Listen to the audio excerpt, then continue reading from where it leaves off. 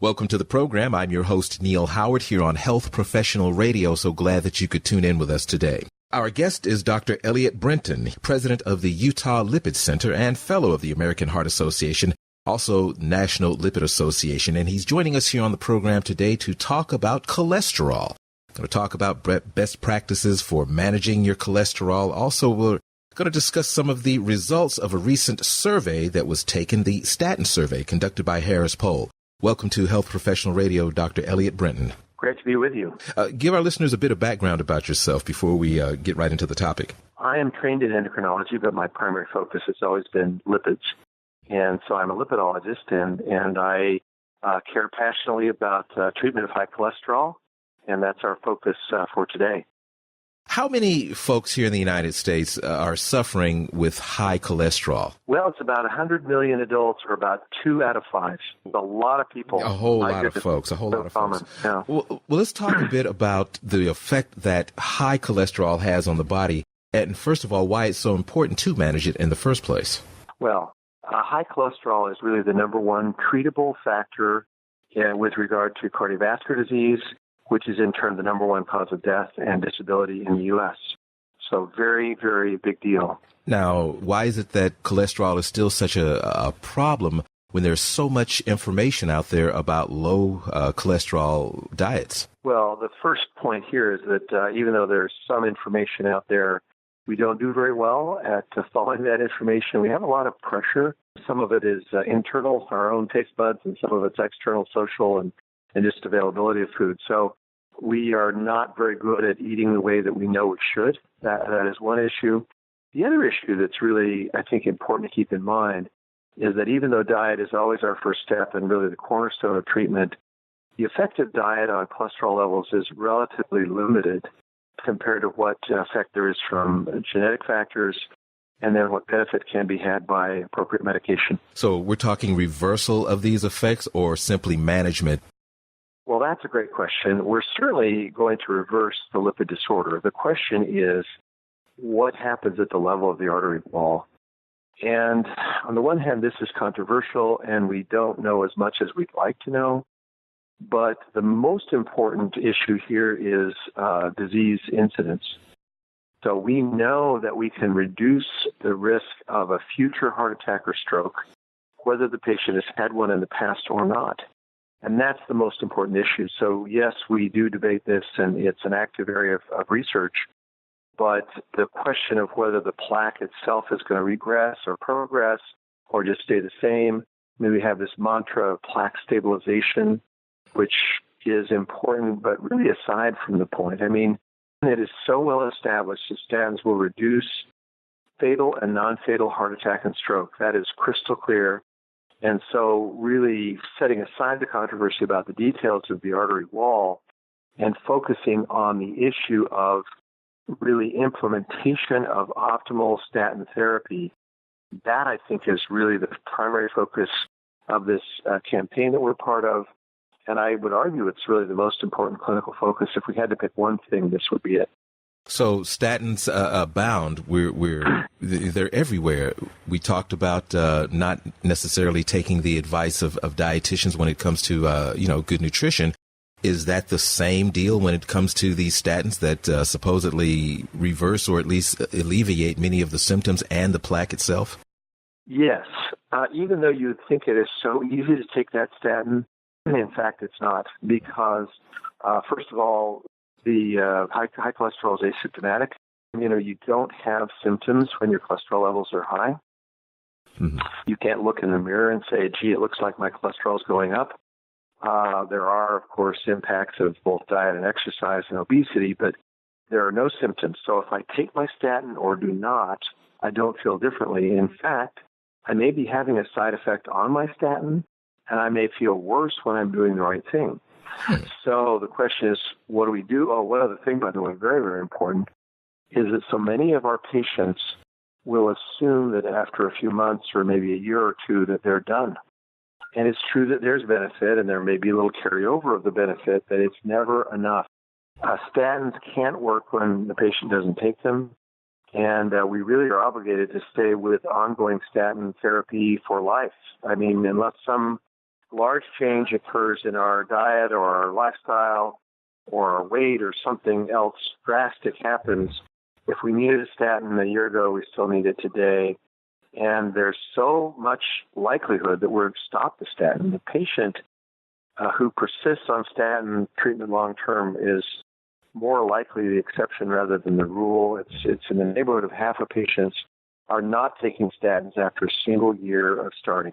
There was a recent a survey that was conducted that I guess shed a little bit of light on, a little bit more in depth as to why this noncompliance is such an issue, especially when, our very lives are at stake. Well, the survey was very interesting, a little discouraging, but, we need to know what's going on. And the survey was focused on communication between the doctor and the patient.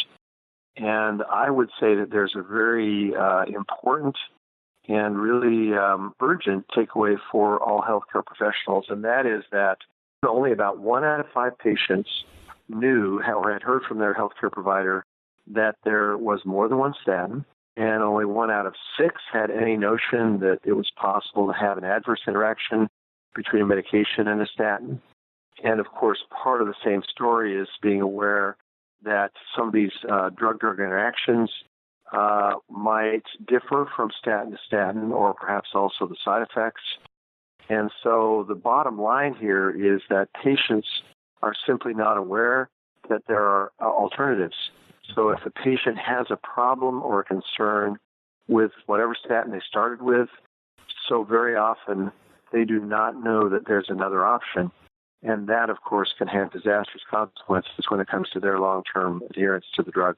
Now, talking about this survey, the results of this survey relate directly to there's an initiative, an awareness, an educational initiative surrounding cholesterol, best practices, and more information. Talk about this initiative that you're part of. Well, I'm really pleased to be teamed up with Kowa Pharmaceuticals America on this program that we're calling Take Cholesterol to Heart. And there's a website of the corresponding name. And this particular program that we have is designed really to reach out to the patient. So that focus is on the patient, reaching out to the lay public, anybody who has been prescribed a statin, anybody who knows somebody who is, maybe a family member or a caregiver. We're trying to reach out to them. And in a word, we're trying to open up communication between doctor and patient. That is the focus. Now, exactly how does this work for an audience of healthcare professionals? I think we should be aware of this program. I think we should take a visit to the website, see what's there, and perhaps direct patients to the website as an adjunct to what we're trying to do in the clinic. Take cholesterol to heart.com, just like it sounds, right? Yes. Take cholesterol to heart. Two as a T-O instead of the number 2. Okay, great. Take cholesterol to heart.com. When is the best time to have your cholesterol checked for the first time to find out if there is any elevated cholesterol? And when is it too early to start managing it? Or is it ever too early? The quick answer to that last question is no. My answer to your earlier question is probably sometime after birth. We don't need to measure cholesterol in utero, but once somebody's born, at any time really, they can be tested.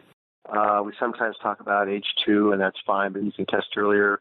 We're talking now about ages 9 through 11 for kids, but again, you can test earlier or later. Anytime, it's probably good to be tested at least once as a child. And then among adults, we suggest testing every 5 years or so. If everything's normal, then repeat it 5 years from now.